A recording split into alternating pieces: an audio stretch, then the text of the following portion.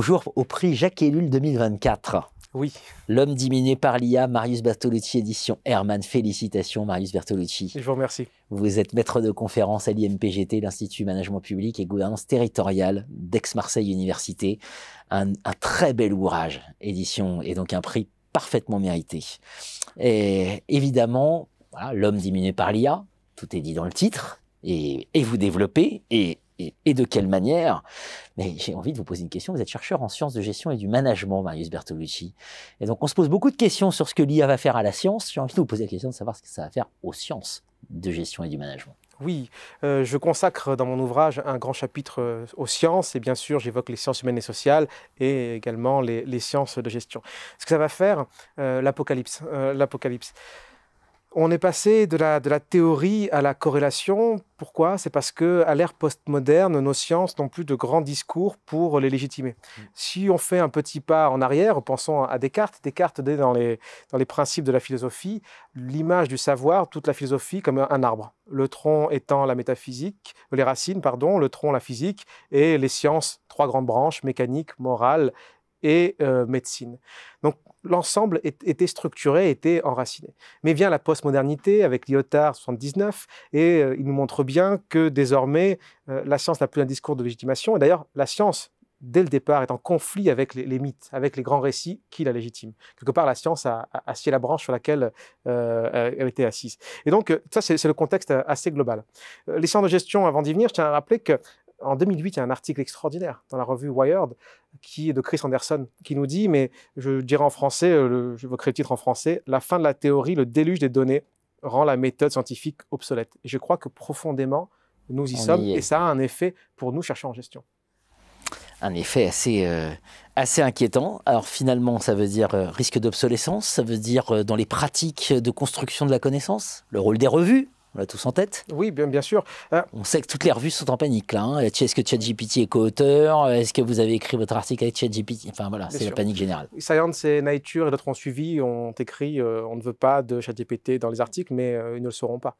Wiley récemment a supprimé, je crois, un nombre très important de revues de son catalogue parce qu'ils se sont rendus compte qu'il y avait trop d'articles publiés et qu'en gros, on laissait faire. Non, il y a vraiment des catastrophes. Mais que pèsent nos méthodologies et nos revues face à la puissance algorithmique? Quand on sait que les data brokers ont entre 5 000 à 30 000 points donnés par Européen. Quand Anderson nous disait qu'avec les pétaoctets, la corrélation suffit. Maintenant, on est à l'hexaoctet. On était en 2008. Le monde a véritablement changé. Je crois que, et là je cite pour le coup l'ouvrage, la démonstration par les causes cède la place à la monstration par les corrélations. Donc c'est vrai que la théorie et toutes nos habitudes, nos méthodes, me semble-t-il, deviennent obsolètes. C'est ce qui est très plaisant dans votre ouvrage. C'est ce qui est paniquant et très plaisant, c'est qu'il n'y a pas d'espoir en fait. Il n'y a que du réel. Je dis souvent que je ne suis pas là je ne suis là que pour apporter la violence, et la violence, c'est le réel. Si on prend les sciences de gestion, il va falloir supporter le fait que déjà ChatGPT est un très bon analyste de données quantitatives. Il fait des analyses Monte Carlo, Random Forest, des choses assez compliquées, d'ailleurs que je ne maîtrise pas en tant que chercheur qualitativiste, mais le qualitatif n'est pas à laisser de côté. Science, en septembre 2023, donc il faudrait quand même prendre acte, hein, nous sommes actuellement en 2024, en juin.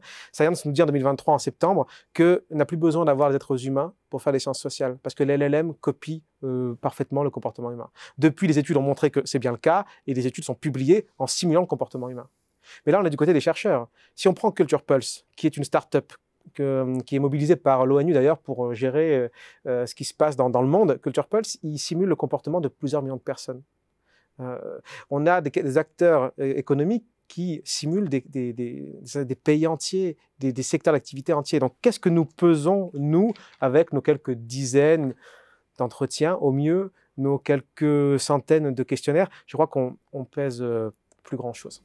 On pèse plus grand-chose. Donc, l'obsolescence est là.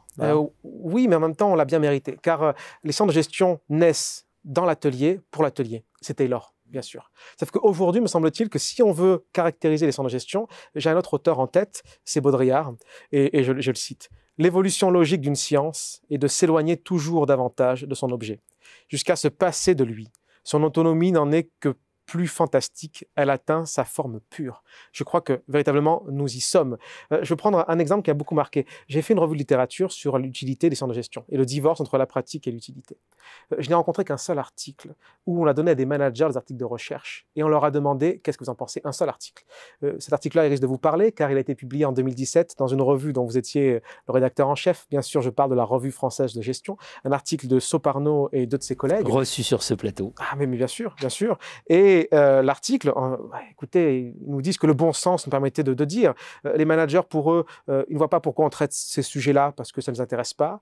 Autant de mots pour pas dire grand-chose. Hein. Je reprends une des verbatims qui était assez forte. Donc, un des intérêts des managers, et lorsqu'il y a des préconisations managériales, et ce n'est pas toujours le cas, elles sont trop générales, elles sont inutiles. Donc, face à cette faillite de centres de gestion à être utile, parce que s'il est question de comprendre les organisations, il y a les sociologues des organisations qui sont déjà là pour ça. La différence, c'est que nous voulons aider les organisations concrètes. En la matière, ça ne se fait pas suffisamment. Et donc, il y a un problème à régler de ce niveau-là. Et là arrive l'IA avec ses promesses démiurgiques. Donc, face à ça, je crois que nous sommes face à une situation de grande révélation, donc d'apocalypse pour les centres de gestion qui devront se réinventer ou peut-être disparaître. Le débat est sur la table. Je l'espère. Merci au prix Jacques Ellul 2024. Merci à vous, beaucoup, Marius Bertolotti. Merci Jean-Philippe Denis.